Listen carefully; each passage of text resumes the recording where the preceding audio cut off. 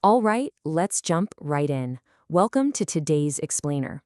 We are going to unpack something absolutely crucial today: discipline. Specifically, we're going to explore how strict adherence to rules and the heavy consequences of letting chaos take over plays out across three totally different, wild scenarios.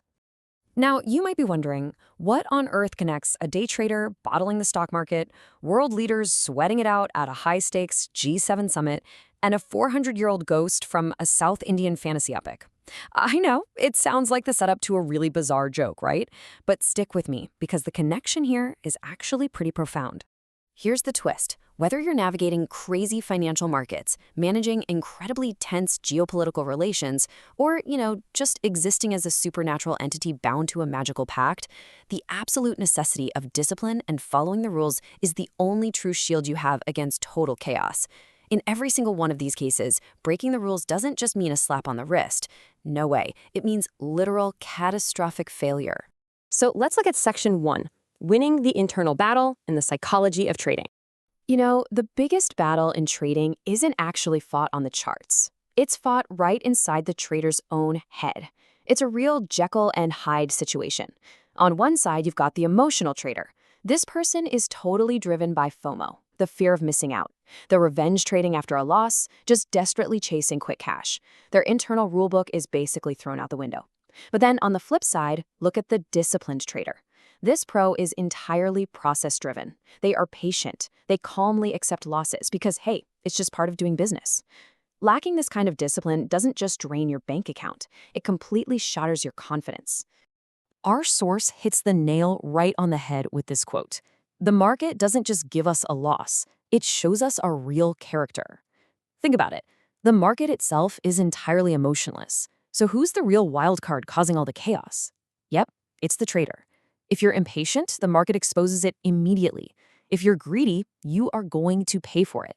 Without a disciplined framework, you literally become your own worst enemy, actively destroying your own accounts. So how do we actually build this internal shield? Well, our source lays out three really clear steps. First up, you have to acknowledge your emotional weaknesses. You've got to be honest and admit when you're trading out of anger or greed. Second, focus on the process, not just the profit. And third, and honestly, this is the absolute key, take the correct actions despite feeling fear. Discipline isn't about being some emotionless robot. It's about feeling the fear, feeling the greed, and still choosing to strictly follow your rules anyway. That is your internal framework of order. Moving right along to Section 2, global rules and treaties and the stakes of global discipline. Okay, let's dramatically zoom out from the human mind to the global stage. We're looking at the incredibly delicate diplomatic dance at the G7 summit in France, specifically between the United States and Iran. The mechanics of their Memorandum of Understanding, or MOU, act as a hyper-precise set of rules. We're talking a strict timeline here. Within 30 days, naval blockades and certain restrictions have to be lifted. In 60 days, they need a final peace deal and safe maritime passage secured. And all of this is tied to a massive $300 billion economic development plan. To put that in perspective, global stability here relies entirely on both sides rigidly sticking to this timeline. If one side blinks or breaks a rule, the whole framework collapses. Now, to enforce these rules, the U.S. administration at the time utilized classic good cop, bad cop diplomacy. This essentially meant praising Iranian officials for acting professionally, while at the exact same time issuing severe, direct warnings that any breach of the agreement would mean immediate military action. We're talking dropping bombs. It's a high-stakes method of forcing compliance through the ultimate threat of chaos. But let's be real, these global pacts are incredibly fragile. What we're looking at is merely a 60-day ceasefire, not some permanent peace treaty. Plus, there's a massive ideological gap. One side sees this as a binding deal, while the other just sees a memorandum of understanding. Add in the immense internal pressure from political allies, nations like Israel were highly skeptical, adding pressure to just go back to sanctions. This entire geopolitical structure is basically hanging by a thread. It relies heavily on trust, verification, and absolute discipline. Literally one step out of line instantly plunges the region right back into chaos. All right, on to Section 3, an ancient, unbreakable vow and the mythos of Maya.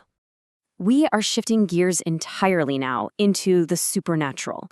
Let's step into the mythos of Maya, a South Indian fantasy film. We've talked about modern traders and global superpowers, right? Well, now let's see how discipline works when rules are actual, literal magic. In this film's universe, everything revolves around the Niyamavali Grant. It's an ancient, mystical rulebook that dictates the vows, duties, and strict boundaries of a spectral guardian named Baros. He was a loyal guardian for a king, and this text binds his soul to a singular purpose, protecting a massive treasure hidden in a grand mansion. Even in death, you guys, the rules have to be followed. The sheer scale of his discipline is just staggering. Back in 1633, a mystical clock stops, and Baros makes his vow. And then he waits. For 400 years, this ghost patiently and strictly guards the Gama treasure. He never deviates. Which brings us all the way to the present day, when a young girl named Isha, the 13th generation heir to the treasure, finally arrives. Baras's discipline has literally transcended centuries, completely bound by that ancient text. But of course, order is always threatened by chaos. The real conflict in the film kicks off when modern developers show up, aggressively trying to tear down the historical Gama mansion to build a massive, super lucrative casino. This modern greed directly threatens to wipe out the ancient heritage, and it forces Baros, our fiercely disciplined guardian of order, to fight back against this chaotic intrusion. It's a fantastic look at what happens when sacred ancient rules collide head-on with reckless modern ambition. And that brings us to our conclusion: the frameworks of order and shielding against chaos. We have journeyed through the mind of a day trader, the tense negotiation rooms of the G7, and the haunted halls of a mystical mansion. And honestly, the fundamental takeaway from all of these sources is just this: discipline is your ultimate protection against chaos.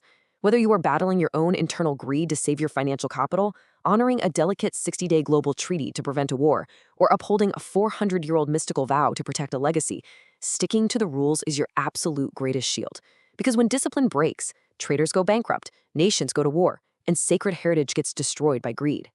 So, that leaves us with a pretty vital question to reflect on today.